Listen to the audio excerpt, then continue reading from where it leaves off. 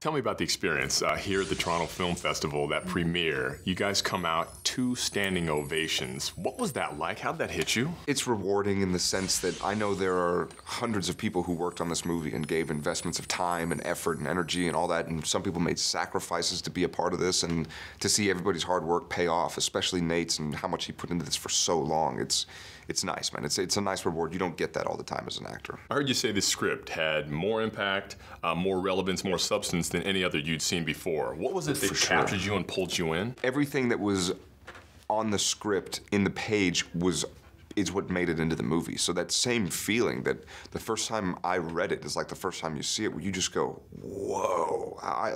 I mean, it's flabbergasting. You don't know what to say. You can't shake it off either. And I just thought, this is something that's really important and powerful. I want to meet this guy. And I sat down with Nate and I saw his passion and what he was bringing to it. And I was just like, I'm going with this guy.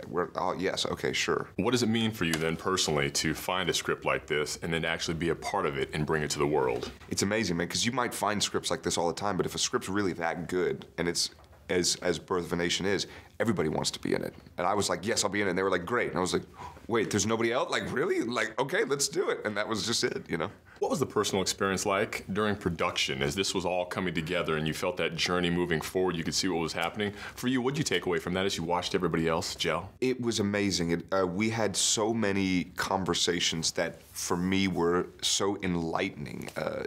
The dialogue that we were exchanging as a direct result of this movie, as it brought everybody together, was just incredible. We had so many conversations about race and about America, about history. And, you know, Nate is so well read that it's like we were able to have some of the greatest conversations. And I think that that's what this movie can do is, you know, I think people should go see this movie in groups. And each person will be affected differently by it. Like, each person will have a different personal history with some aspect of this movie.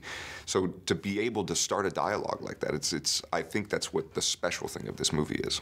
I'm curious about your thoughts recently, running parallel to the momentum of your film, 49ers quarterback Colin Kaepernick stepping up and sitting down during the national anthem to protest police brutality and violence. How'd that hit you? Honestly, at first, I was like, he didn't stand for the national anthem. Like, wait a second, as an American, I was like, that's kind of, wait, you have to stand for the national anthem.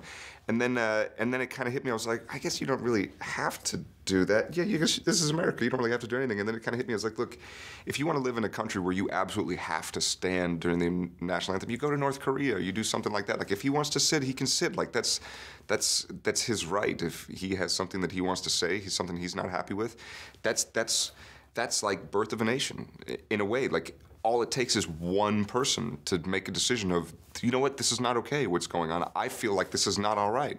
And that's all it takes to start a rebellion. For them, it started an actual physical rebellion because they had different tools than we're using now. But in Colin Kaepernick's instance, it starts a conversation, it starts a dialogue now, where we're opening it up to, is it okay or isn't it okay? At first it was, no, this is not okay, but now it's, well, let's talk about it. I don't know, is it okay? He believes in something, so that's okay. I mean, so, I don't know, I don't really have an answer.